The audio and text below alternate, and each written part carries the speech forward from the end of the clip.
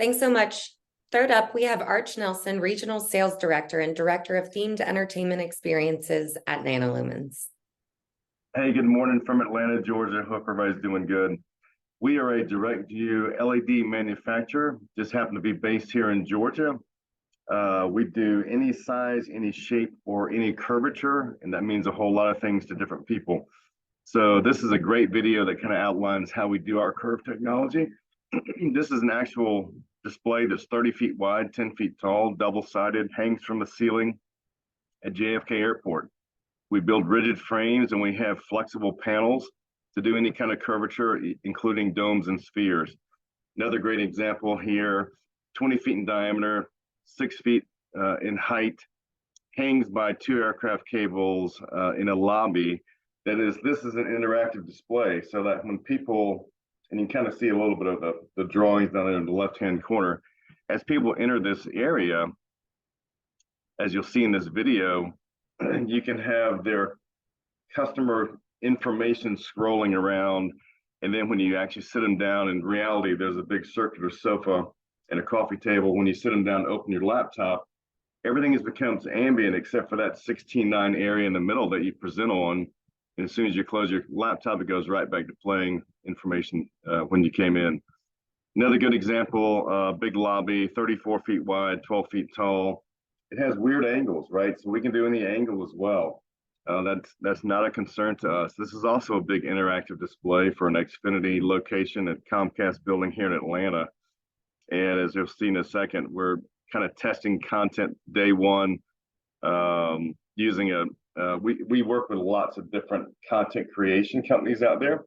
So if any of you guys are content creators, we love talking to you guys. This was just gesture-based testing first day where he becomes a human cursor. You'll see where he pulls up different categories. As he stands and makes a gesture in front of one of the categories, it turns into that information. We don't turn anything down. We'll pretty much do anything you want us to do. So this is a challenge. This is a 128-sided display in the middle of a mall for a T-Mobile company where their magenta has to be magenta. You'll see in the top left corner, that's kind of what we were given, right? We come in and we tell the GC, we work with a lot of GCs, we just need some plywood backing, furniture grade. We're going to come bolt our frame straight to it, and then we're going to skin it with LED, and we're going to have to customize some of the frames and customize some of the panels. And then, at the end of the day, this is kind of the result that you get. It's all about dwell time in retail. So you just want people excited, draw their attention to this, multi-storied store, so that they'll be attracted to come in and see what you got.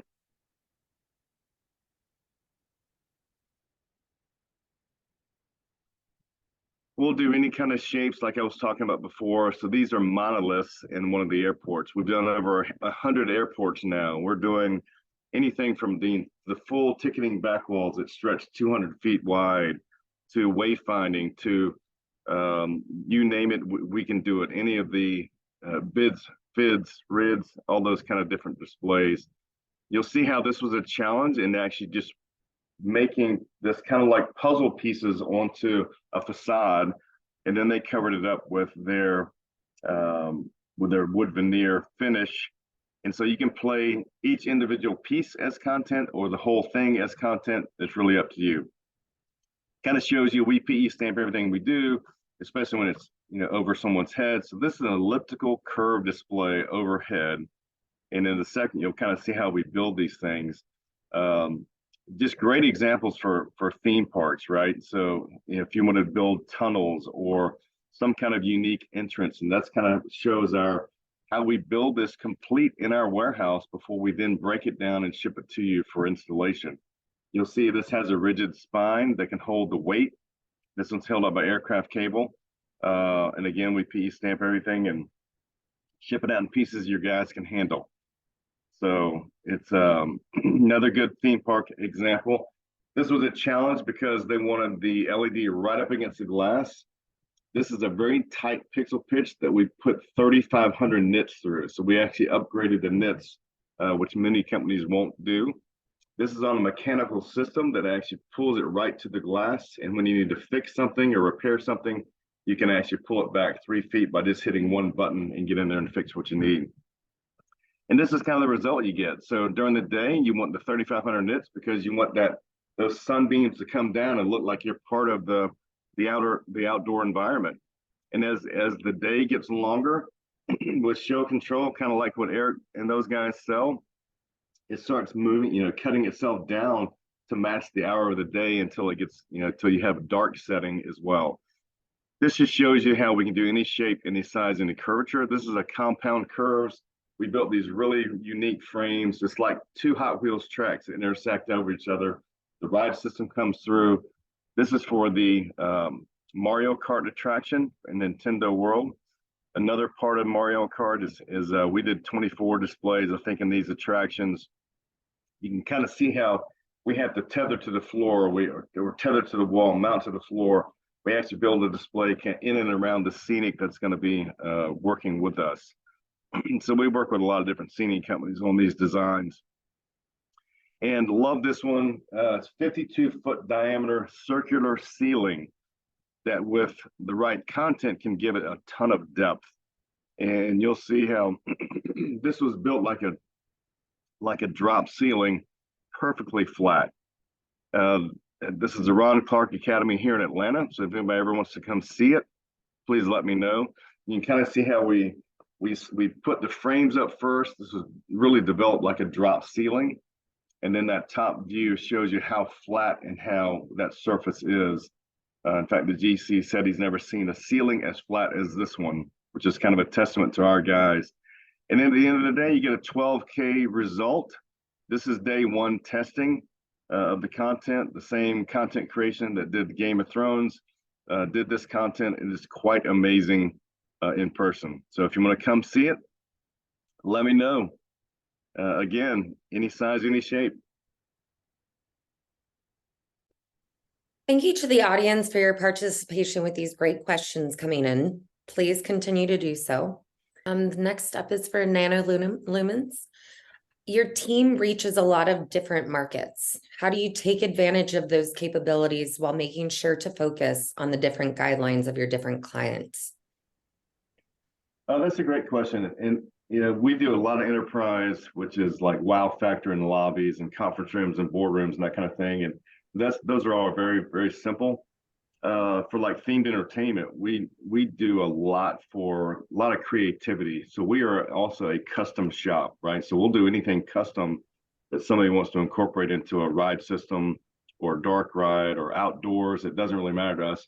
Or if it needs movement or some kind of curvature or things that break apart and come back together. So we just kind of designed that. We're really an engineering company. So there's nothing, we just don't say no. I'll put it that way. Amazing. This one is open to everyone. So you guys are going this way on my screen. Arch, I'll let you go first. How do you see the future of the entertainment area? For us in the LED world, you really haven't seen much LED being used yet, except in kind of the big two, the Disneys and the Universals out there. But I think the prices have gotten so much better that you're going to start seeing a lot more LED use in the industry.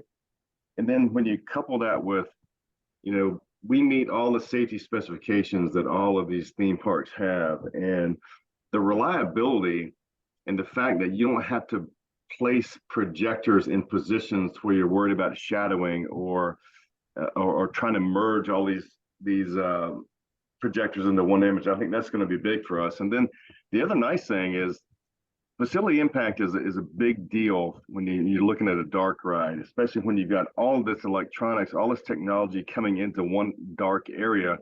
And how do you plan for all that power and air conditioning and all those kind of things? And so the fact that in a dark ride, we can build ours to their facility impact requirement that saves them so much when it comes down to energy. And I'll be happy to explain that if anybody wants to talk to me in depth about it. Makes a lot of sense. I have another one for Nanolumens. Since you've already tapped so many different markets, where do you see untapped potential? Oh, wow. It's kind of the sky's the limit. we can build kind of whatever people imagine. And so, domes and spheres and floors and ceilings and things that move. I mean, really, it kind of applies to almost any market out there. Um, we've got an unbelievable design for a movie theater, right? It's just that it's expensive and it's kind of ahead of its time. But you're starting to see that technology a little bit. One of the projects Eric just worked on, that sphere in Las Vegas, right? That's a one of a kind kind of thing where um, you've got multiple speakers spread out all over and behind the display that you're seeing. And so, we've been delving into that for a while. But one of the areas I really see a lot of movement in is we're starting to develop, everything to this point has been red, green, blue diodes, whether it's your TV, RGB, or LED or anything else. We've done a bunch of experimentation with a fourth diode that you're going to see from us here very soon.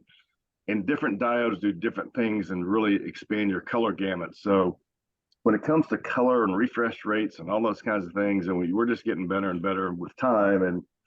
And again, we don't really turn anything down from a general contractor standpoint. We'll work with anybody out there, so it's quite fun.